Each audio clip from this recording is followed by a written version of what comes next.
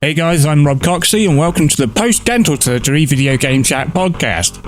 I know this game. I have definitely played this, not on the Megadrive. I'm pretty sure I played it on an arcade machine in the beloved Jungle Gyms Amusement Centre in Belfast, which subsequently burnt down in tragic circumstances. No regrets. Shout out to Jordan's boss. Dicky boy. Give him a raise! Hello podcast listeners, welcome and thanks for joining us. You're listening to the Video Game Chat podcast, a fortnightly podcast talking about games, tech and other nerdy goodness. I'm Jordy and I'm joined by my co-hosts. I'm Rob. I'm Gary. I'm Brendan.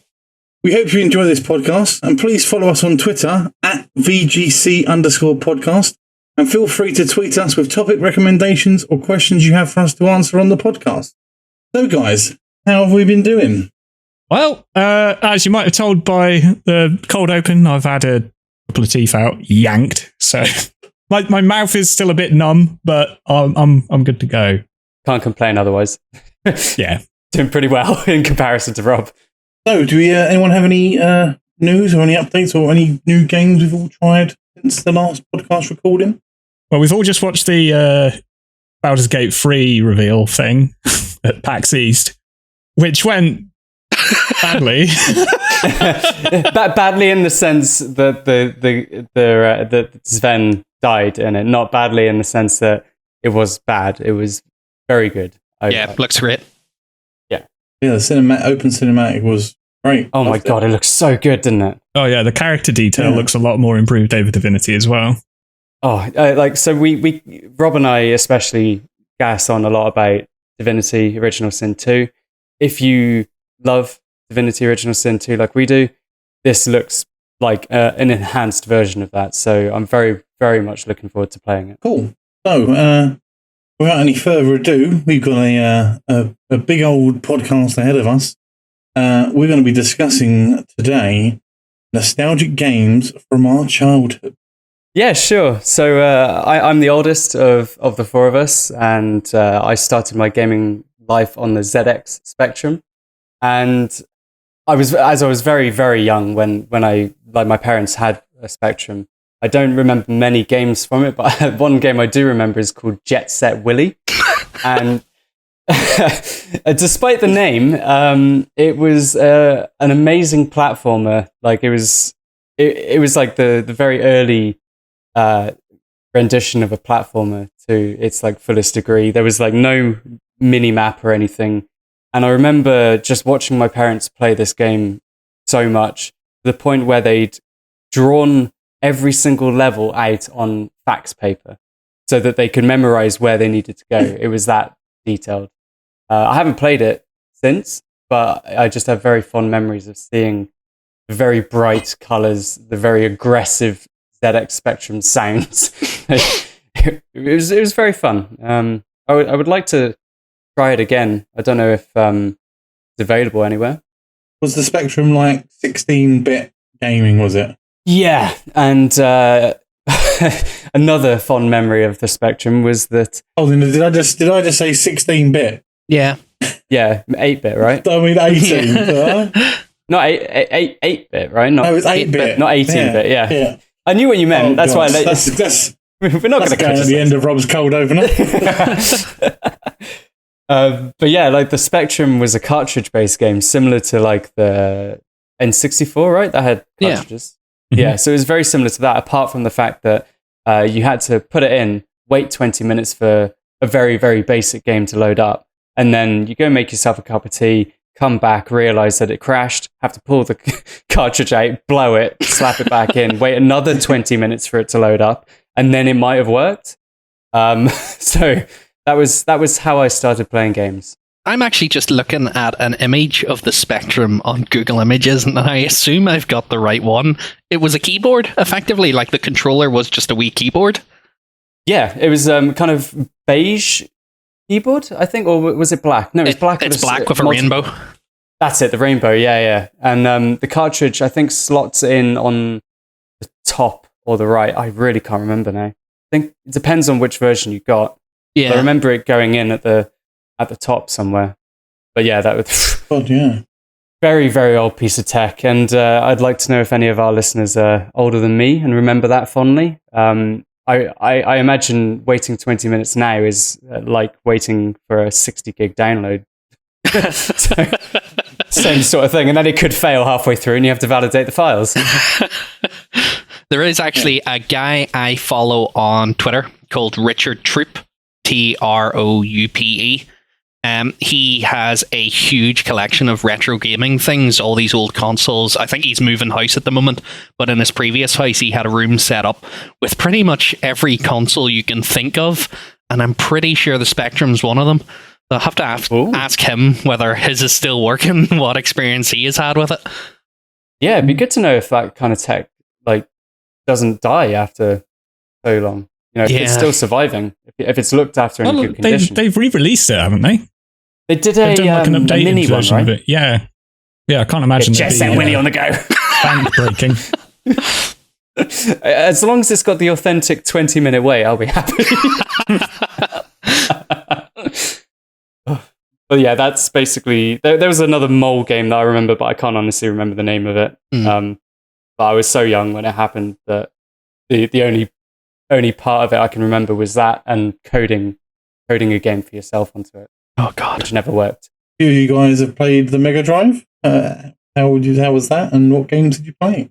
Oh, well, for me, that was one of my first gaming experiences. I went round a couple of my friends from school's house, and one of their older brothers had a Mega Drive. And I think the first thing we played on it was Streets of Rage, which I hadn't played anything like that before. I think just the co-op experience honestly made that for me. The fact that it's you and your friend working together, which a lot of the games that were out at the time were a lot more you against everybody else sort of thing. It was, if it was multiplayer, it was split screen, and it was a Mario Kart style deal on the SNES or something that was you against your mates as opposed to you all working together, which I thought was really good fun. And yeah, there's a new Streets of Rage coming out this year, I think, guys, which is 4-player co-op, and I think that'll be hitting Steam. So got to relive those memories, beating up thugs in a side-scrolling RE. I think I might remember playing Streets of Rage, but not on the Mega Drive. Maybe one of those large, one of the large arcade machines, arcade style machines. Oh, yeah. That is exactly what I was going to say, because I just did a quick Google of Streets of Rage to try and see what it was like. And I know this game. I have definitely played this, not on the Mega Drive. I'm pretty sure I played it on an arcade machine in the beloved Jungle Jim's amusement centre in Belfast, which subsequently burnt down in tragic circumstances. Wow. But yeah, that's probably as close as I get to actually playing the Sega Mega Drive, by playing that game on a cabinet. But yeah, it's just one of those games that, even if you didn't have the console, it's still very much there in, public knowledge and, the gaming culture if you go back far enough, really. You guys both never had a Mega Drive, but you played it. And you knew what it was as soon as you saw it. It's, memories, nostalgia straight back when you see it. Yeah.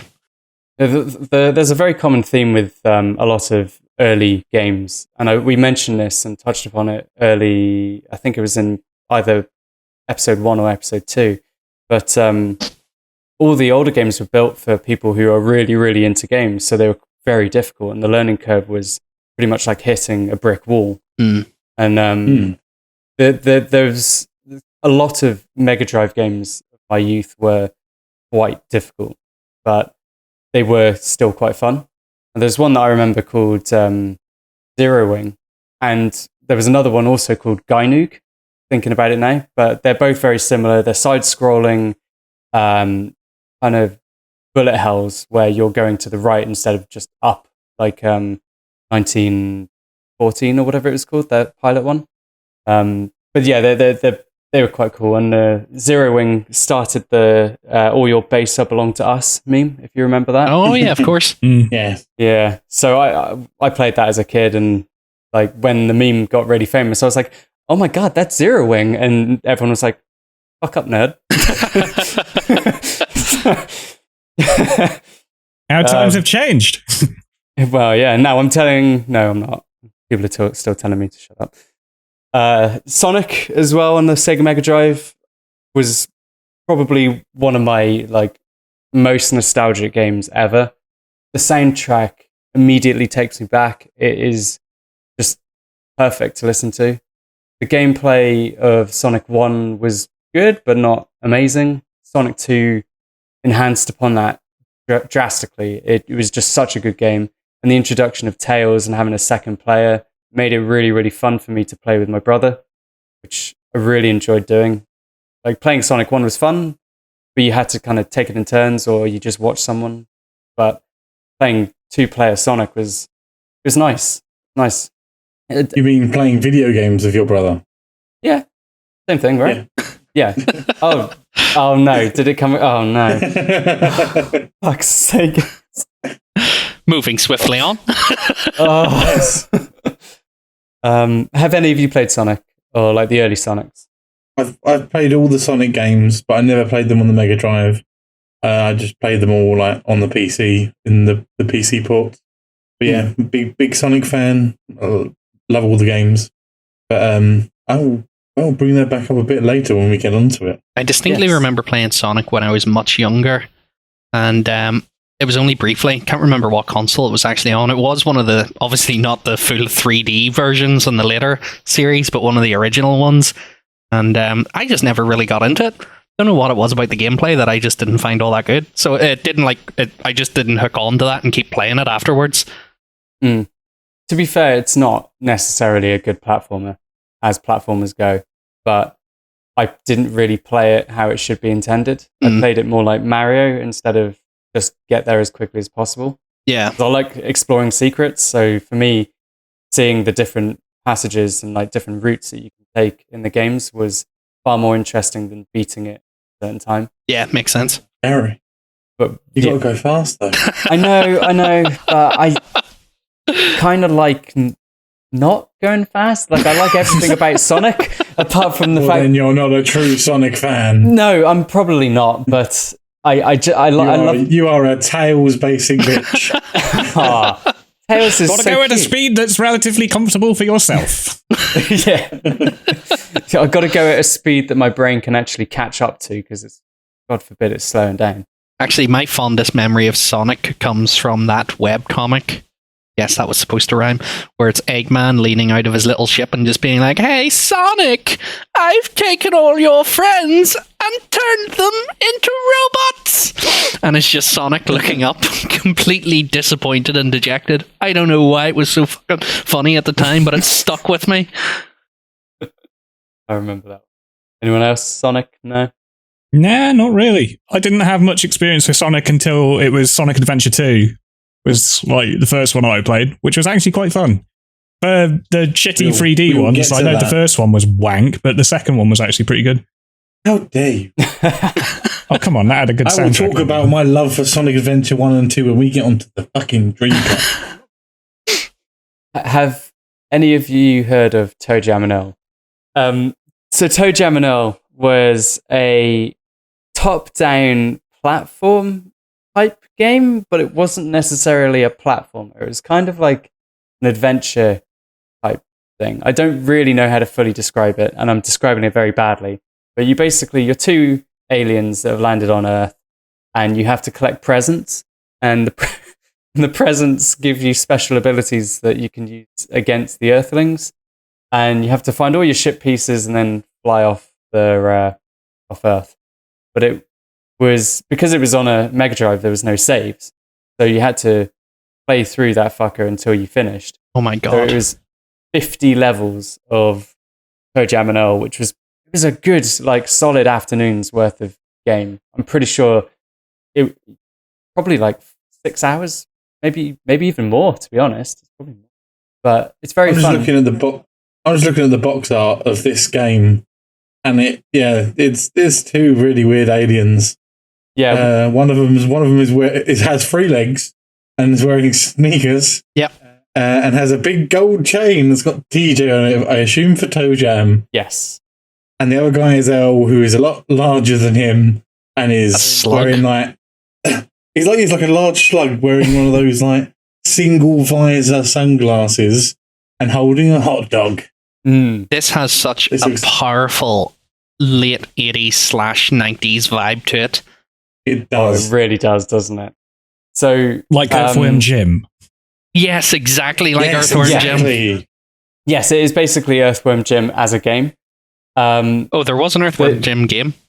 Yeah. Yes, there was. Yeah. Really good. Sorry, yeah. And then Any other games on the Mega Drive that we were missing?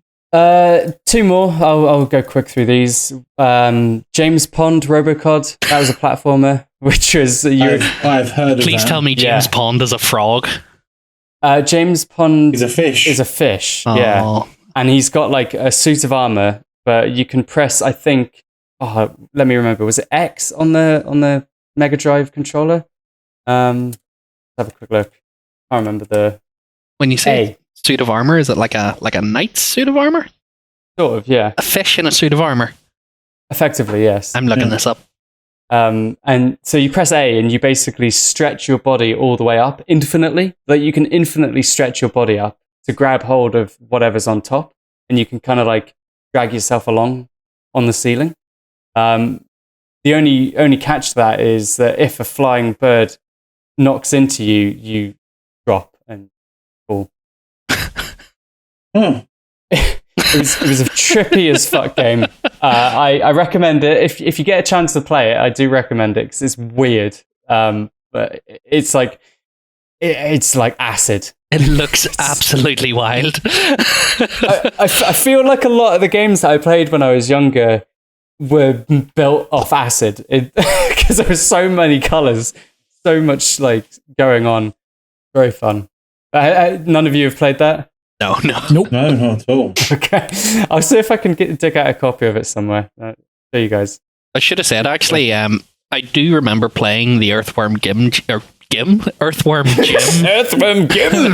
The Earthworm Jim game that was on the Mega Drive, but also on PC at the same time, and it was fantastic. And just while I was having that moment of nostalgia of what a great wee platformer that was, I decided out of interest, knowing that Steam puts games that are fairly retro up for sale, and it's on there. It's This game was published in November of 1995, and it's on Steam for £15. Oh, God. Wow. I would That's just like Activision Valve markup right there. Yeah, Valve, run me through the costing on that.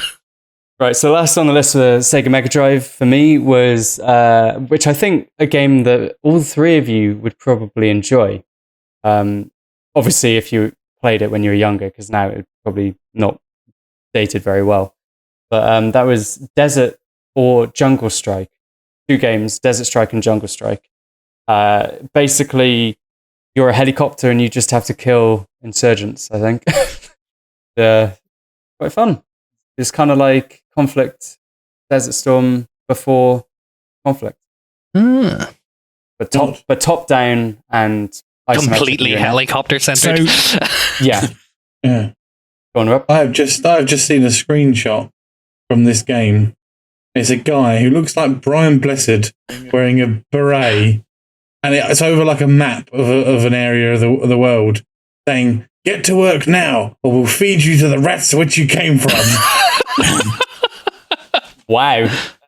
Jesus. Definitely has not dated well. Yeah. A lot of these games probably haven't dated very well. I have found that with, there's like a fair few games where I have used emulators or even gone into the likes of CEX to buy old consoles to play them again. And oh God, some of them have aged like milk.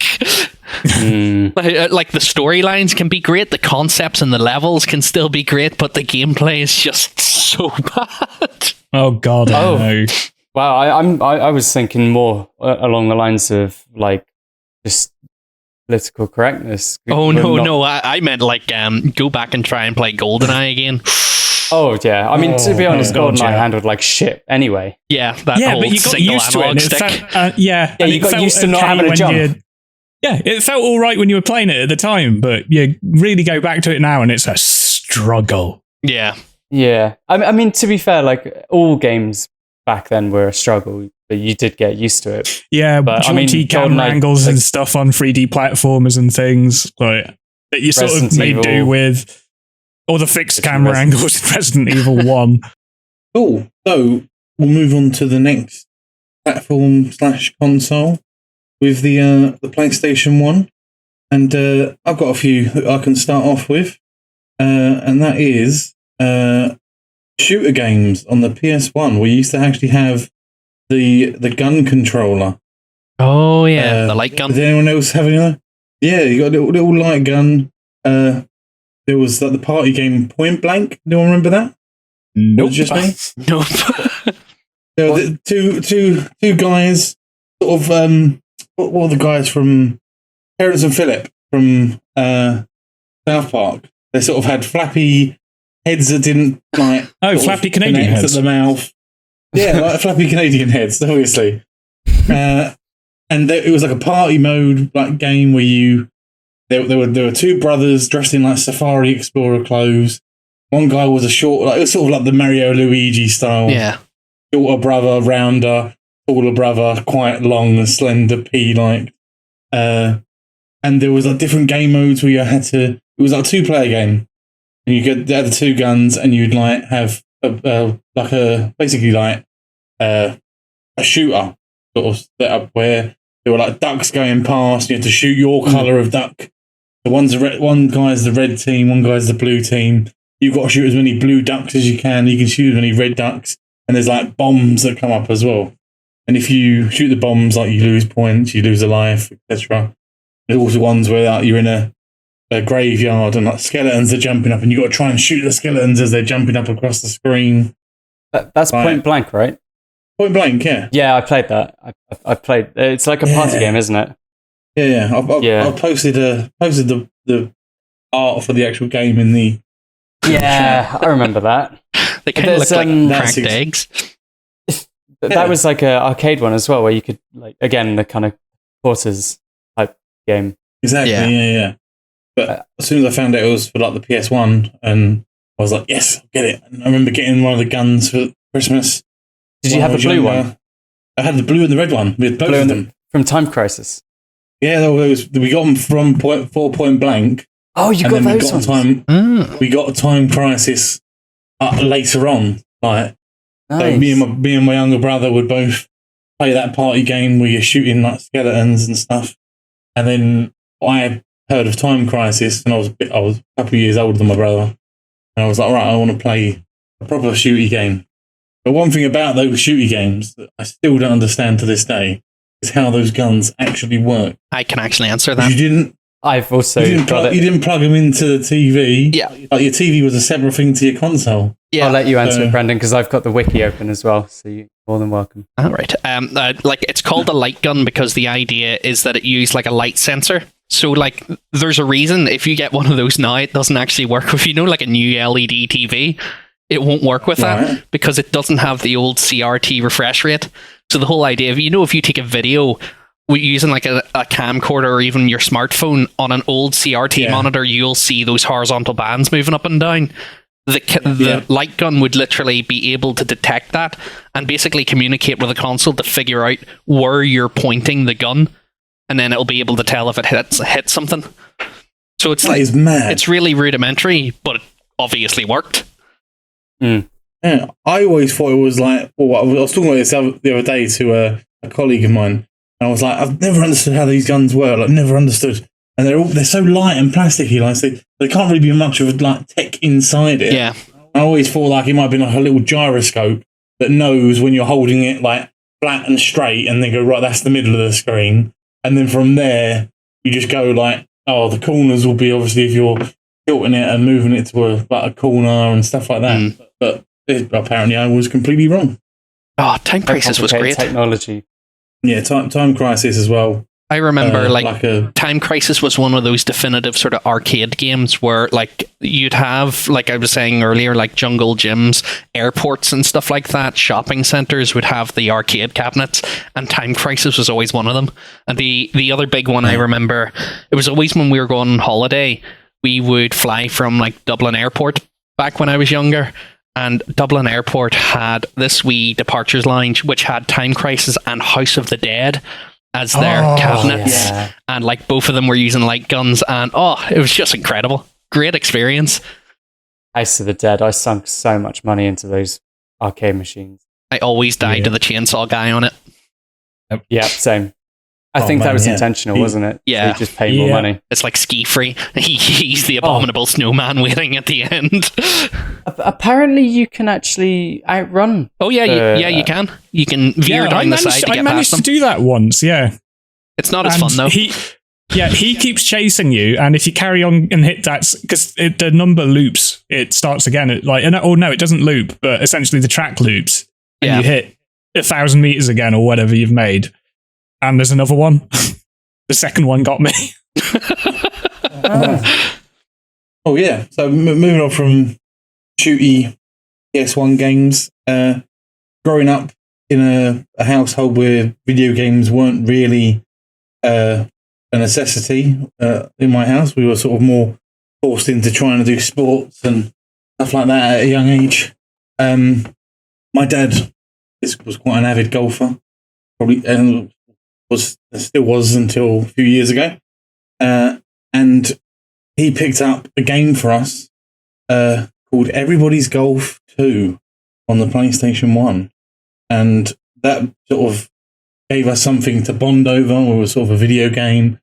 Well, we both would play it, sort of my dad, me, my younger brother, and little sort of 3-person to 4-person games where you would sort of pass the controller to each person when it was their turn, sort of thing.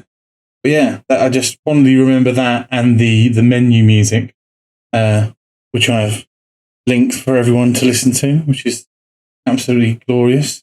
And just looked that up, and I'm pretty sure I played that, if not a demo of it, because I recognise it so much. Like the front always cover. Remember you had the power bar along the bottom of the screen. Yeah. If you got it in the sweet spot, you'd get like a nice like sort of golden sort of streak behind your ball when you fired it, and you had the guy go, "Nice shot." I feel like that's a mechanic that definitely got transferred to most golf games at some point. Yeah. Throughout my gaming history on consoles, we've always had golfing games. Yeah. That my dad has decided to buy or get for us at Christmas just so that he can play it as well. He says that he hates video games, but you give him I think it was a couple of years ago when the Rory McIlroy Golf came out. I bought that, and I came home from college or wherever it was when that game came out, and saw him sitting there in the living room playing it on the PlayStation. For my dad, golf game was Jack Nicklaus 5 on the PC in 1987. I had posted in there immediately after Jordan mentioned Hot Shots, where my dad had the collection of the Lynx golf game, which was kind of like, these are carbon copy things like the Jack Nicklaus one, where it was just, you got a particular golfer, they sponsored it, and it was just this clunky, bizarre game. That's right. It was a big enough moment for Northern Ireland that Rory McIlroy ended up on the front cover of a PGA Tour game. But the sort of the other balance to that is, of course, that the moment you do that sort of thing, everyone here turns against you because you're getting a bit too big for your boots there, mate. PlayStation 1. Has anyone else got any other? I'd have to return it to shooty games because for the PlayStation 1, the most defining games for playing that for me was Resident Evil 3 Nemesis. With just like the starting CGI sequence, that whole cutscene where Nemesis fires the Stinger missile somewhat bizarrely down at the ground rather than in the air. Like, that all sticks in my head, and like the experience of running away from them through the police station when you're young enough, that is quite a truly terrifying gaming experience. Yep. Yeah. Are you looking forward to the remake, Brendan? It could be good. Resi 2's remake was pretty solid. It's just I I'm a bit nervous about this whole thing. Is Capcom just going to remake all of them? Are we going to go back to Resi 4, then they're going to try 5 and 6 as well? Because I'd like it if they just nip that in the bud. I wouldn't mind if they completely remade Resident Evil 6. yeah, maybe just... Well, they get to that point and then they just start a new series. Yeah. But other than Resident Evil 3, the other one that stuck with it, like there was all sorts of the way it worked was when I was in primary school, there was a little shop near our school that always sold like second-hand PS1 games. So you'd pick up all kinds of stuff.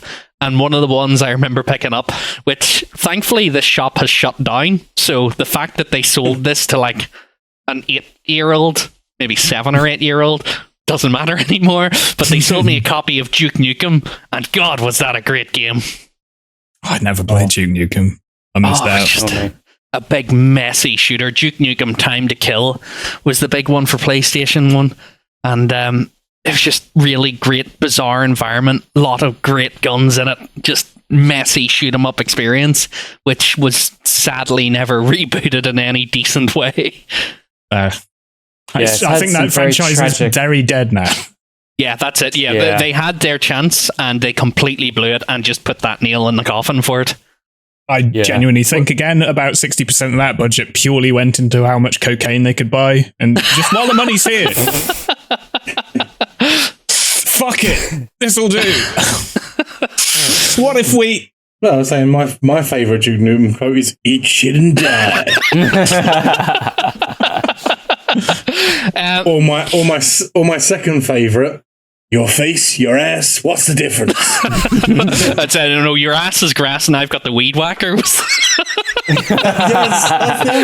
fact that like a weed whacker wasn't a thing in our vocabulary, but the moment you heard him say it, it was like, yes, that's right, Duke, you got him. You're an inspiration for birth control. A properly seedy action game. I do kind of miss like stupid OTT protagonists with dumb quotes like that. Yeah. Did any of you ever play True Crime Streets of LA? Oh God, Yeah, Nick Kang. You have the right to soak in your own urine. And just like whenever anything mildly went wrong, I remember handing it over to my sister, right? Like it was a very sweary game. Yeah. And like I was playing it, my little sister wanted to have a go at driving around in my car game. And like my grandma, my granddad, my parents, my auntie, my uncle all came and sat down and were like, "Go on, Rob, let her have a go." I was like, "Oh shit. Like I'm going to get rumbled because I bought this when I was like 13 and it's like a 16. Oh fuck." And so I'm just there sweating as my little sister is very cautiously driving around at the speed limit, obeying every stop sign and red light. And then she lightly clips another car going around a corner, and Nick, like at about 15 miles an hour, and Nick Kang just goes, "Oh, shit!" It's like, oh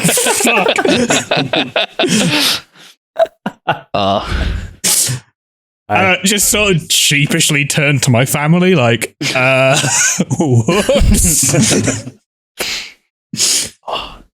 Did you get a bollocking? Surprisingly light. For me, there was Abe's Odyssey.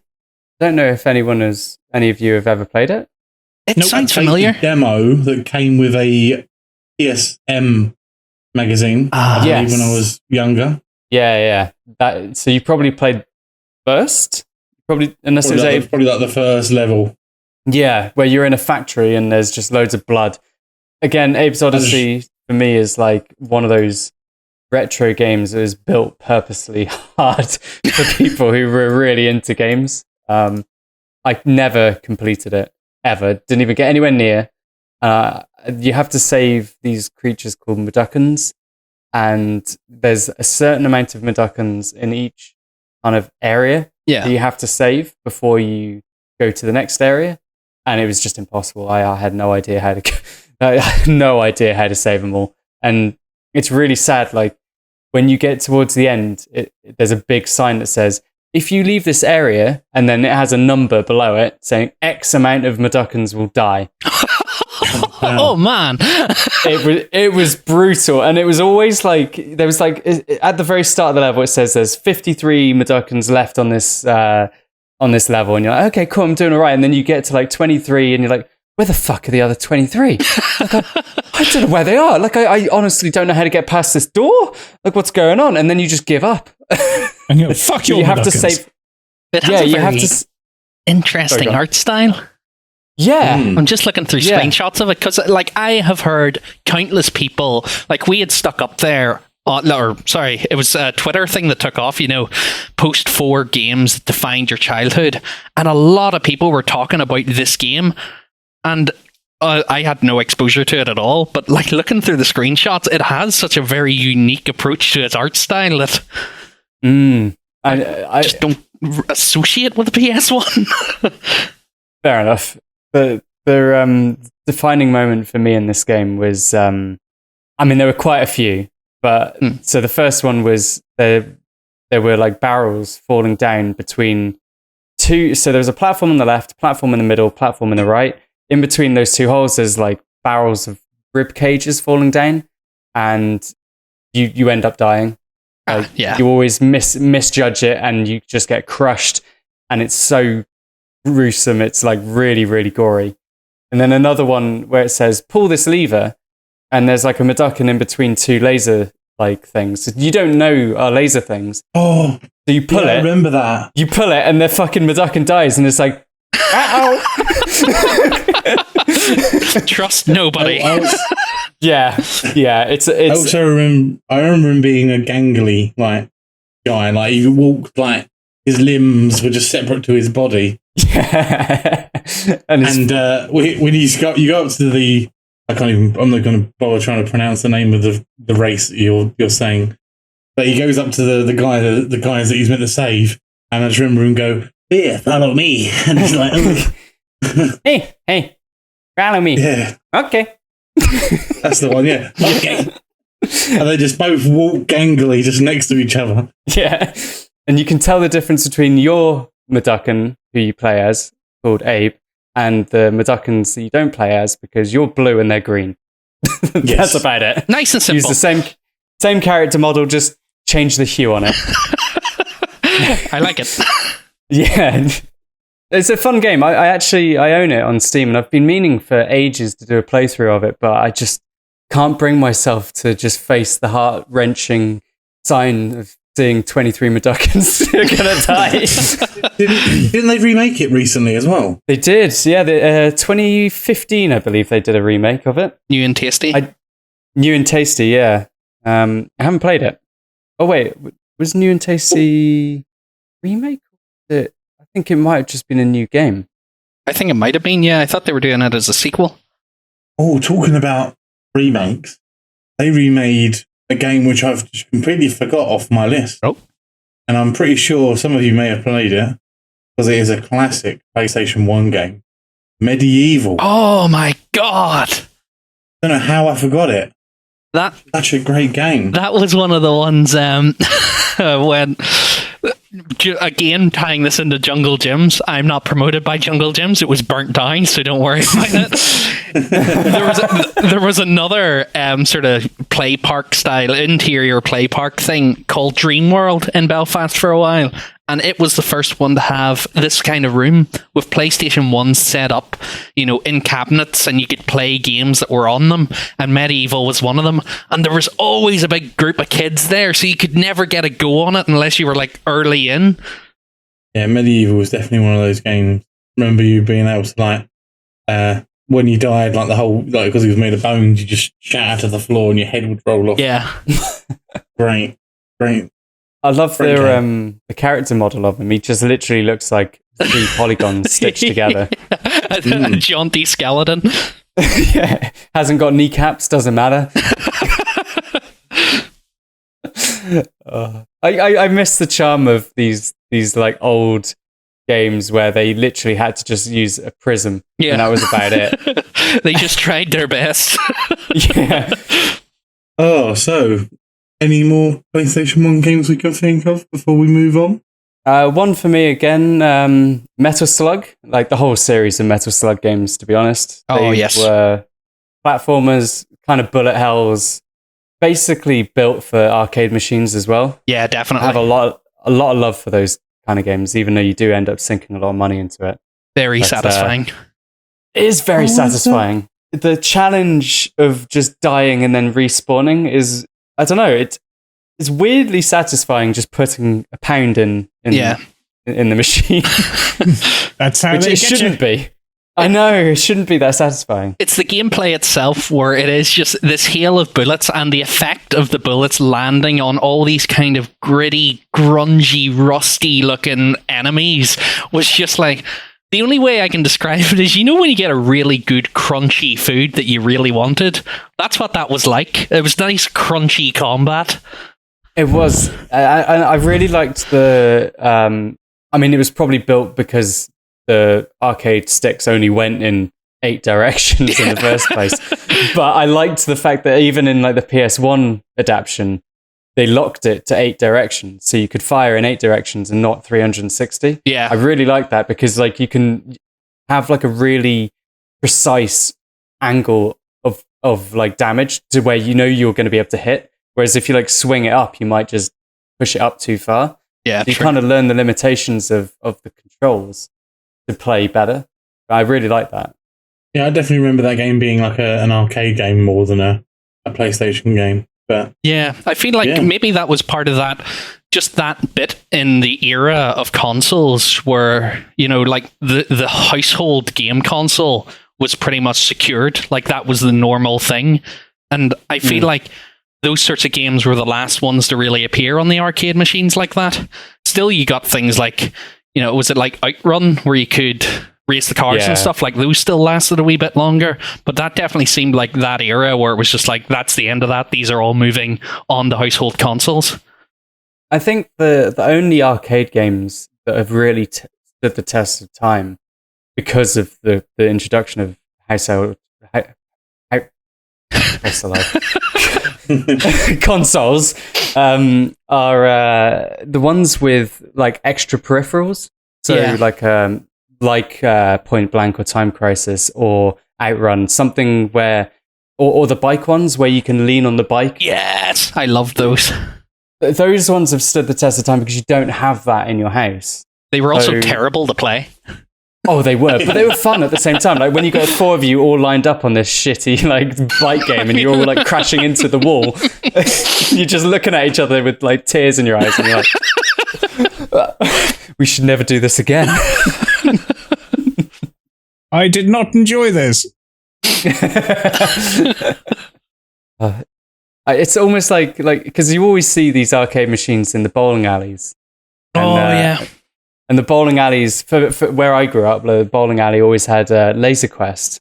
And Laser Quest is a very similar premise. Although I would like to see them do that, but in VR. Yeah. You have like 2 teams against each other, VR environment. Oh, that'd actually be quite cool. Yeah. I've patented it already, guys. This is my idea. I need some funding. Dragon's Den, our sponsor for this episode. Jesus Christ. So yeah, moving on from PlayStation 1, we've got Game Boy games. Yes. So I remember fondly having a Game Boy, and I remember only playing Pokemon on it. I'd say that was pretty similar for me. Well, Link's Awakening was the other one, but Pokemon Red was like, I can't remember what year it was. The Game Boy Color had been out for a little while, and I got it for Christmas. And like, it's one of those things where you can have certain memories that are really just visceral. Like, you can remember every aspect of it. And I remember unboxing my kind of dark blue Game Boy Color with a copy of Pokemon Red. And it was just incredible. What a feeling. And what a game. Like, Pokemon Red was a pretty good sort of like RPG style game for what you were getting when you were really young. And well, we know like the Pokemon franchise itself is much beloved. And speaking of Pokemon, at the date of recording, it is actually Pokemon Day. Ah. Oh, I didn't know that. Happy Pokemon Day, everyone. Happy Pokemon Day. Pika Pika. Well, one thing I remember fondly about owning a Game Boy and having Pokemon, I remember having Pokemon Blue, Pokemon Blue was the choice. Blue was my favourite colour. So as a child, I got given blue rather than red. So yeah, playing through that on the I had the yellow Game Boy Color. Ooh, limited edition. Yeah, the yellow Game Boy Mr. Color. Fancy. And I remember for Christmas getting a backpack, which was a Pikachu that you could put your Game Boy in. Oh my god! Oh my god! The Pikachu was a backpack with a Pikachu had a backpack on. Oh, that's so amazing! You put your Game Boy into the backpack of the Pikachu's backpack. You zip it up, and then the cuddly toy then went over your back. Oh my god! I remember that very fondly. That is incredible. That is a nice like bag for a kid. Yeah, and I took that like everywhere. Every like happy British caravan holiday we went on. Oh, I remember those so fondly. Fondly? Oh my god. Yeah. Well, you know, they're like that time of your life where you're like, this was like looking back, it was kind of rough. Being in a caravan would not site. have survived without your Game Boy Color. No, that was my life. Now feel sorry for me, who didn't actually have a Game Boy but was still forced to do those holidays. Oh, well, that's probably why you don't look at it as fondly as, say, me. Yeah. Because for you, it was a bit of time just to play some Game Boy. Yeah, exactly. Yeah, just sit in the car For while me. we're going from like castle to castle and playing Pokemon.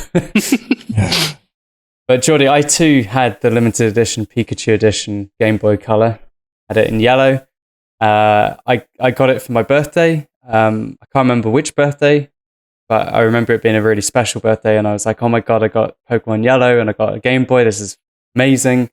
I had loads of friends over. Well, I say loads of friends. I had friends over for my birthday for dinner, and then I showed one of them like the game because he didn't have it. So I showed it to him, and he was in. Is it Vermilion Forest? Vermilion? Vermilion Forest. Yeah, and I'd only caught Pidgeys up to then. I'd only seen Pidgeys, and then all of a sudden a Pidgeotto arrived, and I was like, grabbed the Game Boy out of his hands, and I was like, I'm gonna catch it. Dropped it, landed on the cartridge, and fucking froze the game. Yes. Gary. And it not only froze the game, but it reset it obviously back to the previous save, which was quite early on. Oh dear. Well, at least like it's a weird thing because I remember back at the time, like every little bit of progress you made, it felt like you were really fighting to level up your Pokemon and get far through that map. Now, if you replay that game, you'll have it finished in a day. It is a bit of a grind though. Yeah. If you want to do it properly and get your like Pokemon up to a decent level where the boss fights are really easy, grind. True. My usual approach is that I catch a Magikarp, I evolve it into a Gyarados, and then I get Hyper Beam, and I just Hyper Beam everything to death. The entire Elite Four just Hyper Beam.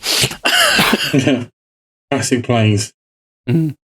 I'm just frantically Googling now to try and find this backpack so I can show you guys. I feel like that backpack, when you're wearing it at the time when you're a kid, it makes you intensely cool. You've got some really cool merchandise.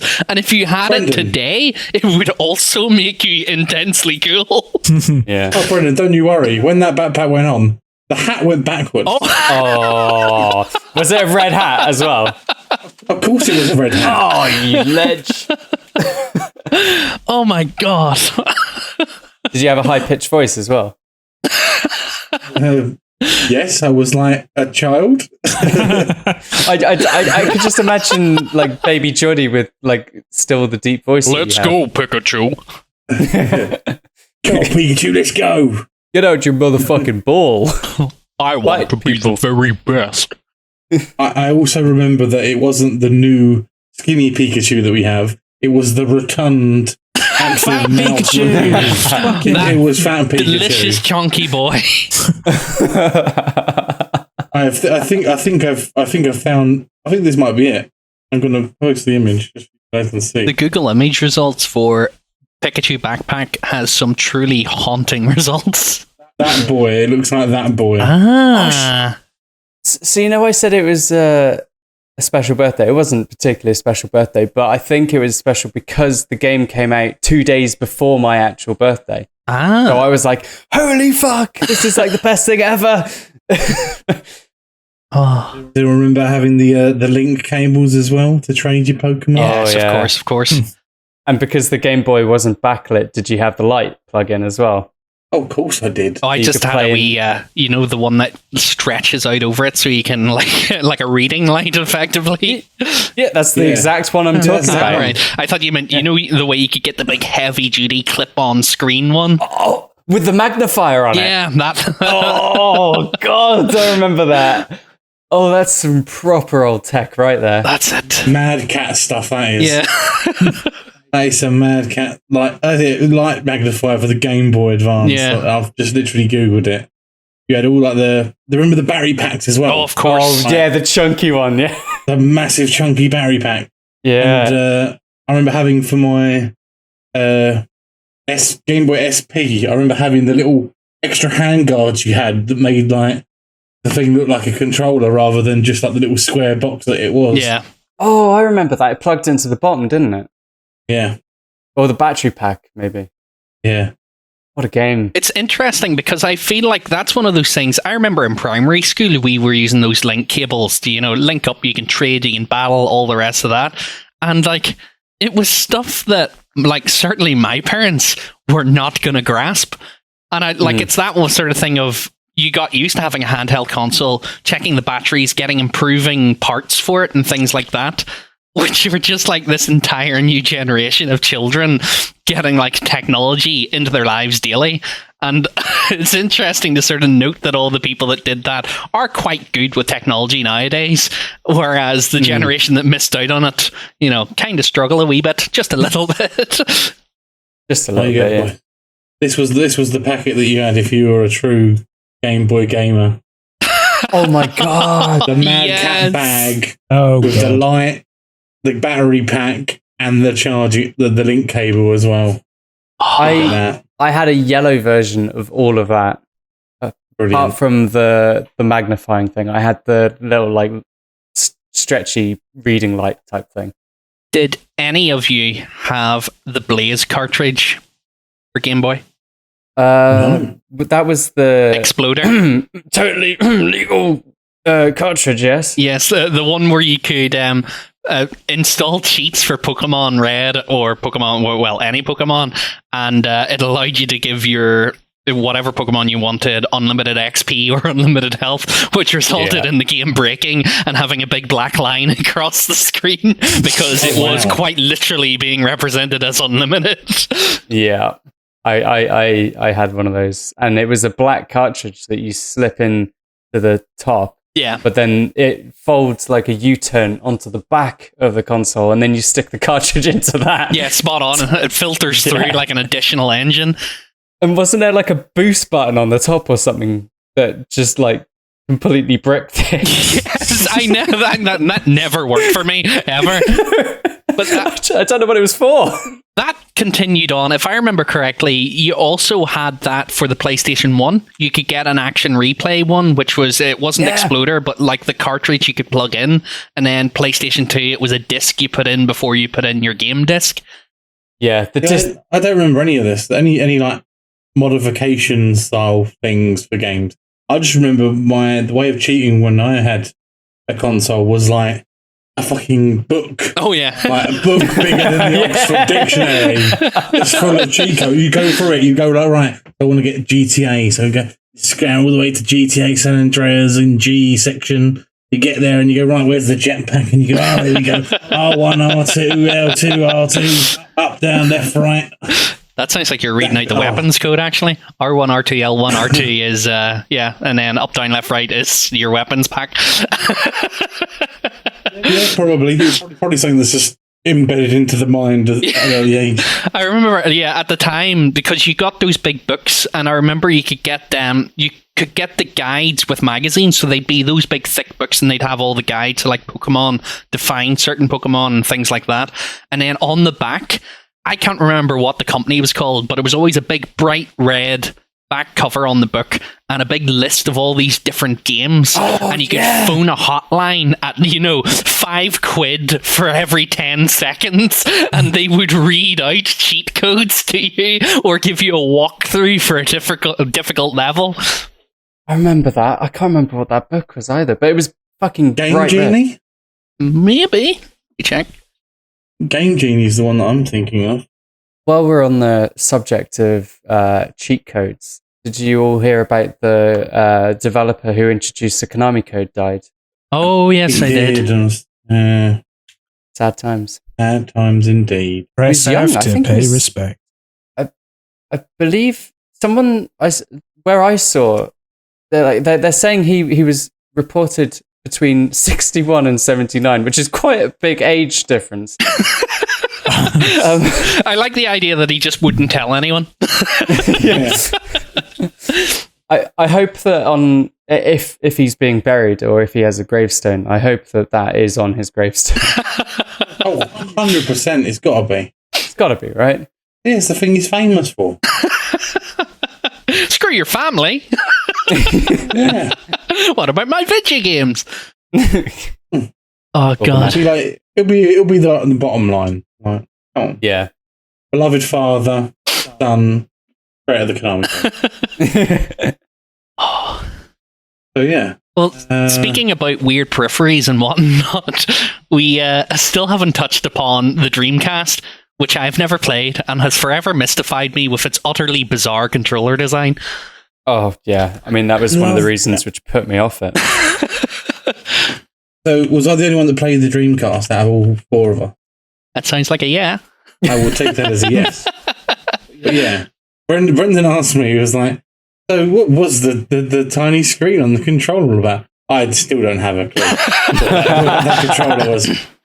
I'm playing Sonic Adventure 1 and 2 on the Dreamcast, and I'm just looking at the screen. I'm not looking at the little tiny screen on the controller.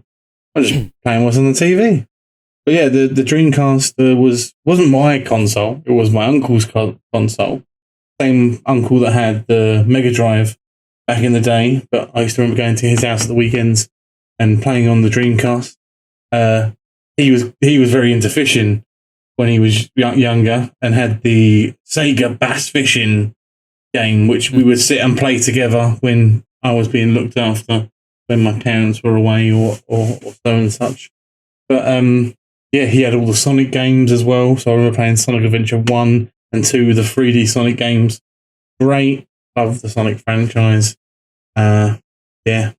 One of the best sort of and most memorable gaming experiences, I'd say, in my younger life. And also introduced me to Crazy Taxi as well. Oh. Which was sort of like the first sort of like violent driving sort of game. Sort of then got me into getting into like the GTAs of future.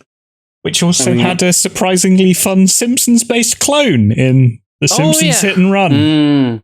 Was it Hit and Run? No. Was that the second one? No, it was the other one. Yeah, because Hit and Run was the GTA clone. They did have a taxi one, if I remember correctly. Yeah.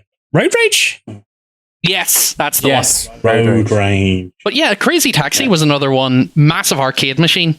Like, I remember playing that on countless arcade machines. Absolutely fantastic game. Yeah. With the one thing that I always tried to do, and I'm sure pretty much everyone else who played the game tried to do, was run over everyone. Oh yeah, naturally. Yeah, the moment you saw a pedestrian. Like, we were They all kids. dived out of the way though. They were all like, spot on. They knew everything. Even if they were facing the wrong way of the road, they'd still dive out The of the way. moment they saw that flash of yellow, they were ready. Oh shit! I love that the developers obviously coded that in. Yeah. Yeah, there were people dying. No, but like they could have just done it where you just drive straight through them, like some other games that have been released since then. Yeah. But I think Crazy Taxi was sort of like meant to be like a family-friendly style game. Yeah, just a funky little green-haired driver tearing up the town. Yeah. Do you remember getting like the really chunky-looking taxi as well? Oh God, They have different stats. I can't remember. I feel like they didn't. Like it never felt different if you were using an arcade machine. No, I mean it was always sluggish, wasn't it? Yeah. But yeah, Dreamcast, yeah, perfect. one of my most beloved consoles from a young age. I feel like no one else had one. There's a certain level of sympathy I have for the Dreamcast, because I remember when it was announced and all, there was a lot of buzz around it. Obviously, a big Sega sort of flagship that was coming out. And then, it was released in 1999. And it was the end of 1999. So there was this whole thing, turn of the millennium, brand new Sega console. And then the start of the next year, the PlayStation 2 dropped and the Dreamcast was immediately forgotten. There wasn't even, nobody stopped it to take their caps off. It was just dumped in the grave and buried. Right next to E.T. for the Atari. Oh, yeah. And it went, bye. And dug up many, many years later. Now, I don't even remember the Dreamcast coming out. I mean, to be honest, when I was younger, I didn't have a choice of what we got given. Luckily, my mum and dad, my dad was a massive nerd, so both of them worked together to get technology and get a computer for us as a family and get a console for us as a family, so that we could spend precious bonding time together playing lovely games. And then sometimes we get crazy, weird games that were really, really brutal, like Abe's Odyssey. The Dreamcast kind of slipped me past. Yeah, at the time that came out, we were still very much playing on my older brother's N64. My older brother was the source of the consoles in the family. So he started with the SNES, then went on to the N64. Yeah, so N64, do we... God, of course. Yeah. We're all thinking of the same game, aren't we? Well, before we go into it, I actually didn't really play it. You missed out, man. There were some fucking classics. I went straight from from playing with my uncle's Dreamcast to then going straight to the GameCube and missed the 64. Oh my god, you poor soul. Just because video games weren't really a necessity. Yeah, true. But I feel like I had a PS1. Oh, I think the PS1 technically came after or before. It came before. Yeah, PS1 was But yeah, we had a PS1, so PS1 was well, why would you need another console? You've already got a PS1. Yeah. Why would you need the Nintendo game? And I was like, I wasn't really a big Mario player when I was younger. I grew to play Mario games, but Super Mario 64 was one of the first games I got when I got my N64, and that game was absolutely fantastic. It did take me an unreasonable amount of time, because I was always I've been a completionist from the get-go in gaming, and that game it would end when you got 100 stars. You could beat the final boss then and there. It opened up the last Bowser, but there were 120 stars to get. And I spent, I think, about 5 or 6 years of my late childhood through teenage years stuck on 119, and I could not work out where this last star was. I thought there was some unfound secret that I hadn't quite figured out yet in the castle. And I was like, this is a well hidden one. This is interesting. And I was looking on levels for a secret route somewhere and things that I hadn't found, and in the end it was on Princess Peach's secret slide, which is literally the first star that you can get. Yeah. And if you beat that slide in under 15 seconds, I think it was, you got or 10 seconds or something, you got another star.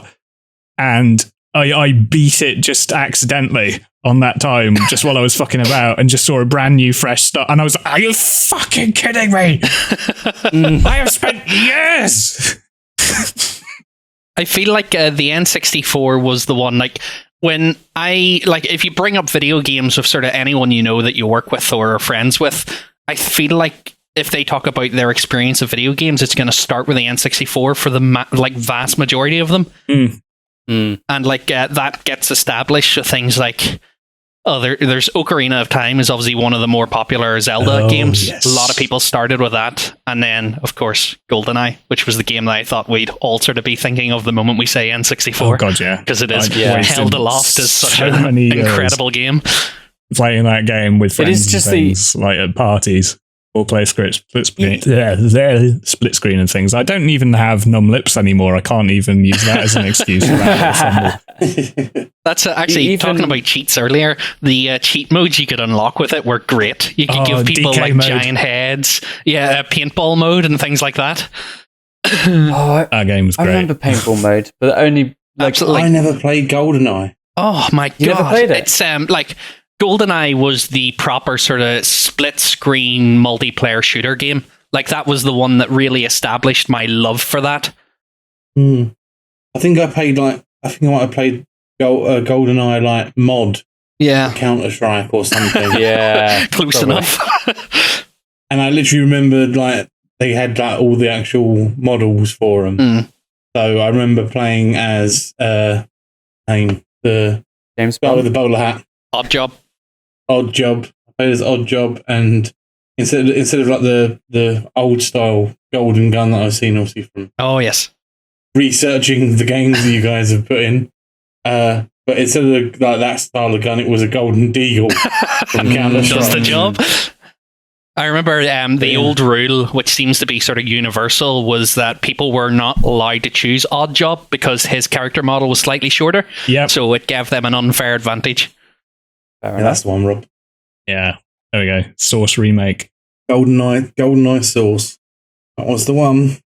The only other one that I remember playing just endlessly on the N64 was Star Wars Pod Racing. Oh god, that was a really well made game. Like considering Yeah, it was. like a lot of the games at the time were like really cheap cash-ins. That one was genuinely solid. Like it was a good. It was fun the whole like racer, customizing your own pod racer, and the race maps as well were fantastic. Wait, was that a Now this PS1 is as well? pod racing. And you had I can that still wee hear dude, that boost sound in my head. Oh god, yeah. I had What did you that call game the on dude that PC. owned the scrap shop? Um, I can never Watto. remember his name.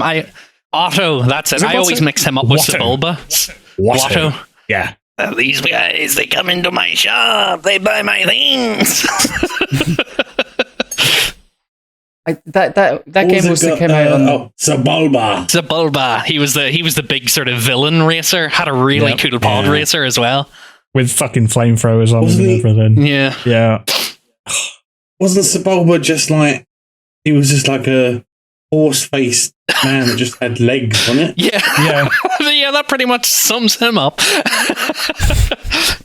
I remember him just like being.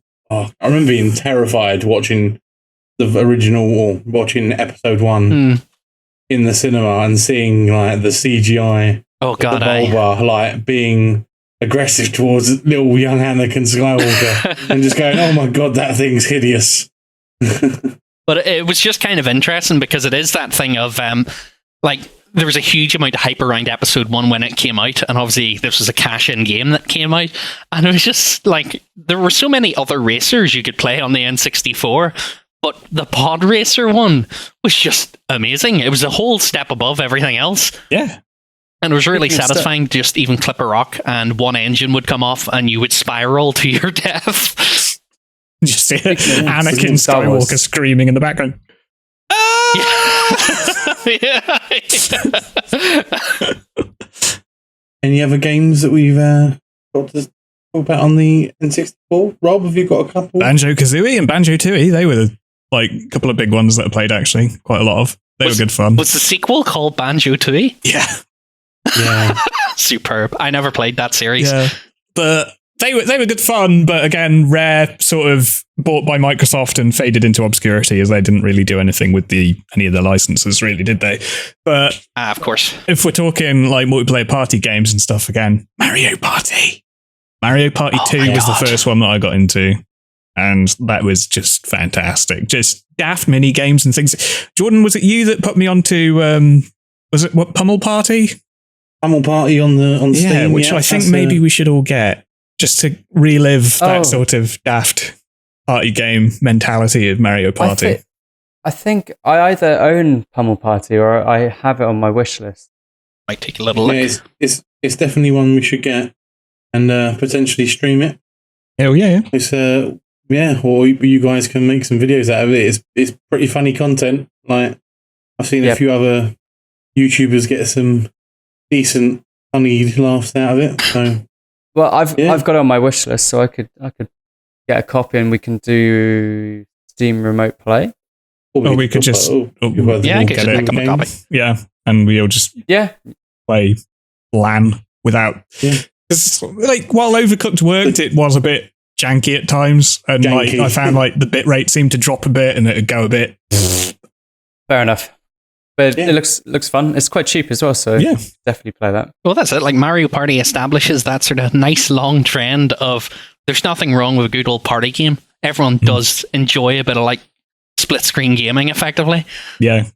But there's a part in this trailer that we're currently watching of Pummel Party that reminds me of Crash Bandicoot. Oh, Crash Bash? Crash, yeah. PlayStation 1. Crash Bash. God, what a game that was. The pogo stick was so infuriating. Oh my god, I can't believe we missed out Crash in the PlayStation 1 section. Actually, that's a fair point. It was a good game, but like I don't have the same sort of like nostalgic feeling over it as I probably should do. Yeah, I was never like I've played Crash games and I never had that sort of, I love this sort of thing for it. I remember enjoying it. I remember going, oh yeah, I think this is really fun, but like it hasn't stuck in my mind as clearly as Sonic or Abe's Odyssey even. Yeah, fair. Right, cool. So I think we're going to round up that for the first half of this episode. Thank you guys for listening. If you do want to follow us on the socials, we are at VGC Podcast on Twitter and Instagram, and also VGC Podcast on Facebook. With an underscore between VGC and podcast. Yes. Very important. Very important. Sorry, Jordy. Sorry, I got it wrong, yeah. But yeah. Tune in to our second part of our nostalgic games from our childhood in the next episode coming next Tuesday. Guys, you guys want to quickly plug your socials as well to round off the episode? Yeah, you can find me on YouTube at Rob Coxey. You can find me on YouTube as well at Endash, ENDASH. Again, as I always say, not the SpongeBob one, please, no. And you can find me on twitch.tv/JordyWiz, where I stream our random escapades on the internet playing video games. And you can find me on Twitter, and the handle is at capital letters DUP, small letters leader. Oh no. Oh dear.